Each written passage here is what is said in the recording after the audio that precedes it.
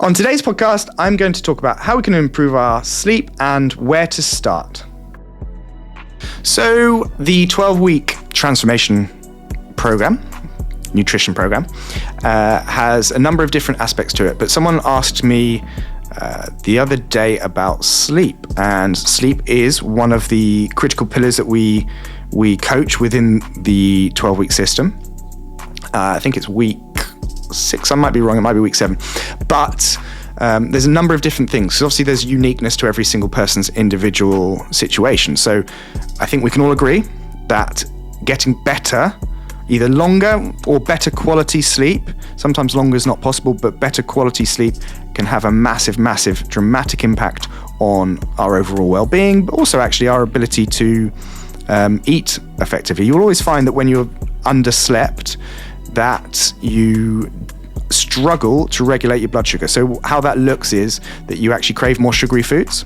Obviously, when you're also underslept, you'll be more snappy, should we say, more moody. But yeah, particularly it's very hard to eat as healthily as well as you want to when you are chronically tired. Now, chronically tired is different to having one night of disturbed sleep. You know, if you have young children and they disturb your night, then, you know, most of us can survive on a one night of not great sleep. But when you're having consistently poor sleep, it really has massive ramifications on your whole, your whole health and well-being.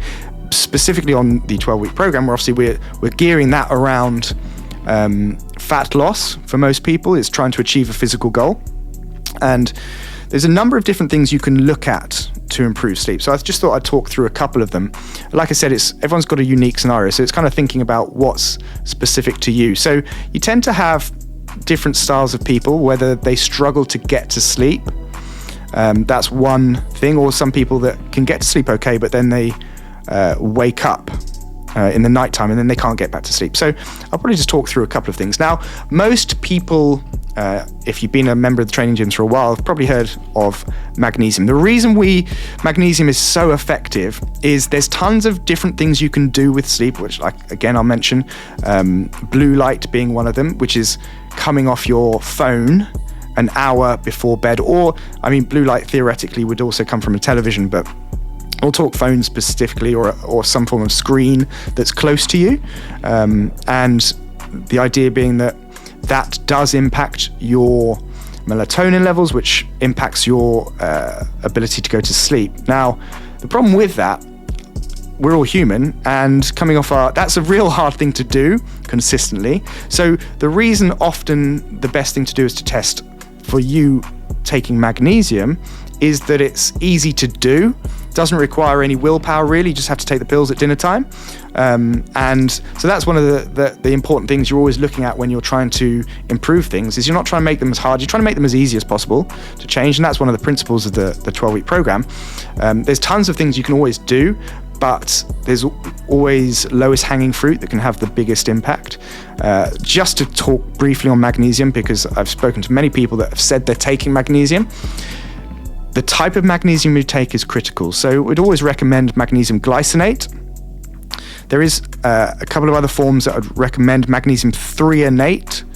But for most people, magnesium glycinate is probably the preferred option. It does help with detoxification of the liver. Now, the amount you take is also important. So just on the, I should mention on the glycinate side of things, there's other forms, loads of citrate oxide, which really won't do much for you. It'll help you go to the toilet better, but that's about it. So it's very important that you make sure you're taking the right type of magnesium. So magnesium glycinate is what I would recommend.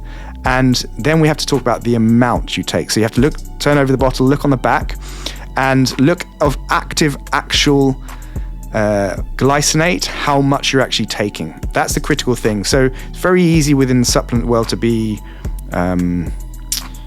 hoodwinked, manipulated. They manipulate what they're trying to get across to you, and you can see on the front that it'll say a certain amount, but actually when you look to the back, the active ingredient could be a lot less. So turn it over, look at the ingredients, and the active ingredient of magnesium glycinate, what you're really looking for, I mean, the amount you take is critical, right? So normally for most people, you'd be looking, certainly for men, larger body weight, generally more tend to be taller, you would say 400 milligrams as a starting point. Now, if you're female, perhaps a little bit less, but it can become 100 milligrams per 10 kilograms, depending on the amount of exercise you do, the amount of stress you're under, because all of these things make you turn over. It's called turning over magnesium quicker, so therefore you need more. But start at probably a couple of 100 milligrams, which for most types of supplements, obviously I can't speak to any ones that you're taking, would be about 2 tablets, but you'd have to look at the ingredients you're taking. That's critical. If you want to send any of us a message and ask about the ingredients of the one you're taking, then no problem at all. And you want to probably end up with about 400 milligrams. So that would normally be about 4 tablets. Now, the critical thing to note, depending on your stomach, everyone has a unique gut microbiome and tolerance, then if it does give you an upset stomach, just take less and build up. So the thing with magnesium is it builds up. So you'll notice if you're taking the right amount over, you'll notice about 5 to 7 days, you'll feel the difference in your quality of your sleep. So I would always recommend that as a starting point with sleep. Take it at dinner time. That's just an easy thing to do. If you need to split it out, then you can take it throughout the day. But just a starting point, if you're not taking it at all, like for example, I take, because I do quite a lot of exercise, I take a lot of magnesium every day, so I have to split it out throughout the day, otherwise it's too much for my stomach. But just from a base level, let's just say you're not taking any and you want to improve the quality of your sleep, like most of us do, start with a couple of 100 milligrams and then gradually over time build it to about 400 milligrams. You will notice the difference in your sleep. And that's probably the easiest thing, always the easiest thing to start with before we talk about other things like blue light, like breath work, like meditation, like a ton of different options that you have around sleep, which we'll talk about in future podcasts. But I think, like I said, that's habit number 7 in the 12-week transformation nutrition program, because it is so important. Better sleep makes everything easier. We're able to tolerate stress better, also lowers our blood pressure, parasympathetic nervous system, like fight or flight. It's just a healthier way to be, and it's something that we can do a lot with. But yeah, like I said, number 1, if you are taking magnesium, make sure you're taking the right type. That's critical, and you're taking the right amount. Okay, I've not had much experience of anyone ever not having a positive impact with taking magnesium. The only time they haven't is when we found out that they weren't taking the right type or they weren't taking enough. And yeah, if you're not taking it, give it a shot. I would recommend you give it a shot. Certainly, if you look at any of the evidence, particularly for men and the positive impact it has on your heart, that's another side point for getting sleep to take it as well. But give it a go.